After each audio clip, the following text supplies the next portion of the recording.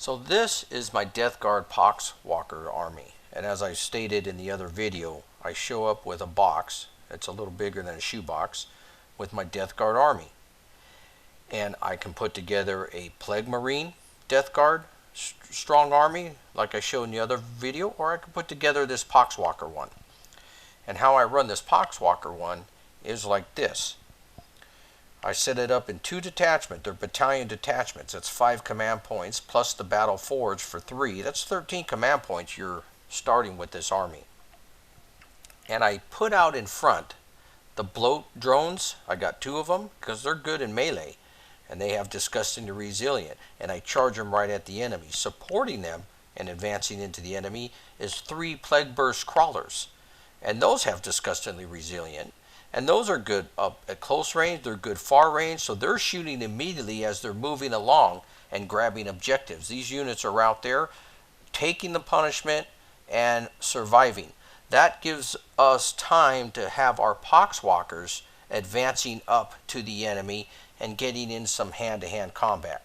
Now, Poxwalkers on the surface are weak. We buff them to make them strong.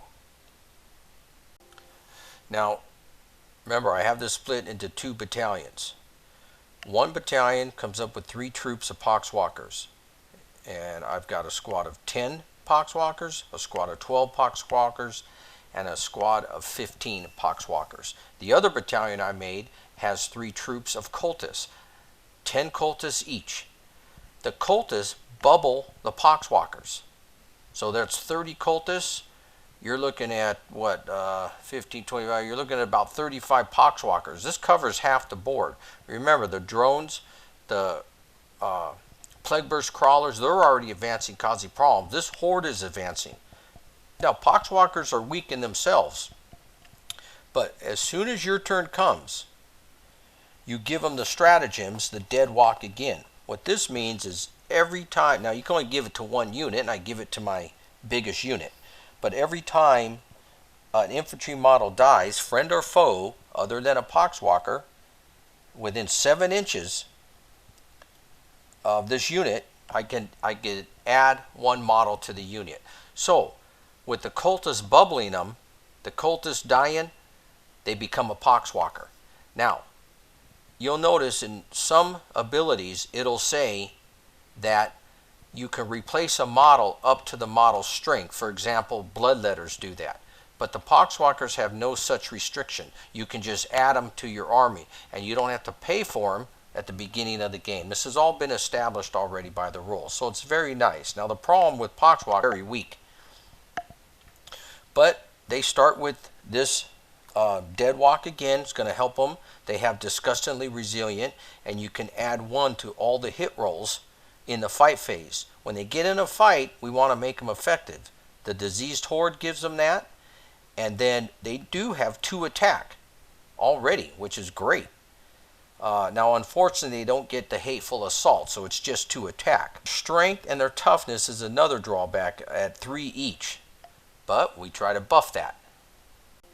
And one way we do that is by having the malignant plague caster who can cast 2 spells, and we give them that blades of purification, which helps them in the fight phase. They can add 1 to all their wound rolls, and then if they get a 7+ with a melee weapon, it adds additional damage. And the spell I have is vitality, which until the start of your next psychic phase, you can add 1 to the unit's strength and the toughness of this unit. So we're just increasing that and making them more effective in hand-to-hand combat just by trying to put spells on them. And then remember, we're giving them the dead walk again, and it only goes from movement phase to movement phase, so that's why I like to have a lot of command points, because we're going to put dead walk again every single turn for 1 command point. And then when they fight, you give them Veterans of the Long War, and of course you can add 1 to the wound rolls being made for the units. And then we have Typhus, who drops in behind them, and friendly units of Poxwalkers, this is the hoist of the Destroyer Hive. They increase their strength and toughness by 1. So I have several ways to increase the toughness and the strength of the Poxwalkers. Why we give them the dead walk again trying to enhance their numbers, and they have disgustingly resilient, and we're keeping them on the board for as long as we can. And then I have a Lord of Contagion, and of course he's just strong in his own right, and I'm going to throw him right in the mix. It'll take heat off the Poxwalkers against any enemy unit that is strong. And then I have the Demon Prince, and the Demon Prince can re-roll hit rolls of 1 made for these Poxwalkers. And of course he can manifest a psychic power, and I also give him the Blades one, just in case Typhus can't give it to one unit or I lose one of them.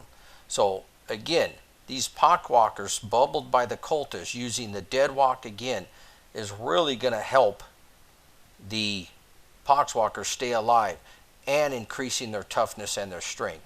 And remember, we're taking the fire off the Poxwalkers and cultists if we don't go first by having the drones and the Plague Purse crawlers in the front line.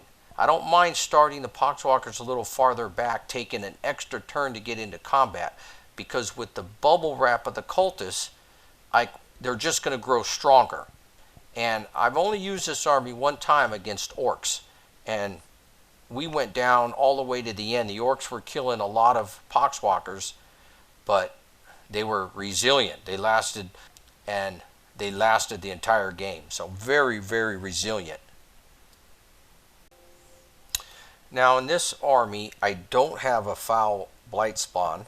And again, in my first video in this series, I'm not buying any more Warhammer units. I'm making use of every unit I own. And so I just use the Blight Bringer, and I make him a foul blight spawn. And of course, having this guy behind the Poxwalkers, they have the revolting stench, and enemy units that charge this turn and are within 7 units of this model at the start of the fight phase are stuck by this stench, and the unit does not get to fight first in the fight phase. So this will help the Poxwalkers, and this is the only time I use this unit. I don't find it really come in handy any other time. Then I have Tallyman, and Tallyman has this Festering Zealot. You can reroll all failed hit rolls in the fight phase for friendly Death Guard units that are in range of 7 inches of this model. Command points back if I can roll a 7, which is hard to do, but I really use it for the Festering Zealot. And then I always like the Relic, the supporting plate. I pay 1 command point because I'm already using a Relic, the Fergus Helm, to get this one, and I put it always on the Demon Prince. It improves his save to a 2, but in the fight phase, every time he makes a saving throw and passes, then he rolls on a 4+. That unit inflicted the wound suffers a mortal wound after all of his attacks have been resolved. So the little extra attack there. And then of course I like the Plague Surgeon. He's right in there right behind the Poxwalkers. He has Tainted Narcothecium. You can re-roll any disgustingly resilient rolls of 1 for Death Guard infantry units within 3 inches. And I always give him the Fergus Helm because it increases it by 3 inches, so this makes it a 6. Because 3 inches is kind of tight for this guy to hang around Poxwalkers units. So I improve it to a 6. And that's the Poxwalker army. It's a 1750 army. And you will have fun with this, and they will last.